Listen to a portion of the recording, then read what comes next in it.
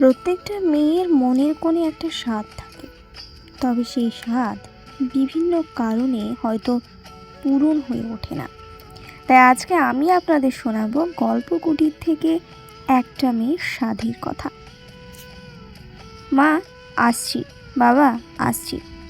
Gate বন্ধ করে রাখবে কিন্তু, পরিচিত ছাড়া কেউ এলে ব্যালকনি থেকে কথা বলো।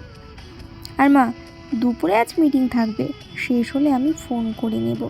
এক নিঃশ্বাসে কথাগুলো বলে উনি। কই, তোমার হলো?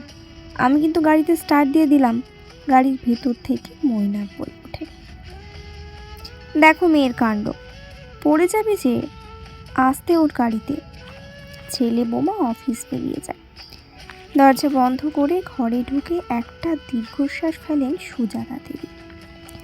প্রতিদিনের মতো এই সময়টা আনমনা হয়ে যান নিজের অজান্তে। না, ছেলে বৌমাকে নিয়ে কোনো অভিযোগ নেই তার, বলতে গেলে সুখের সংসার। তবুও কোথাও বুকে কি যেন বাঁধে।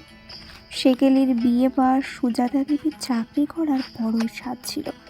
স্বামী শ্বশুরবাড়ি কারোর সাহায্য না পাওয়ায় মনের গোপনে মরেছে সে স্বাদ।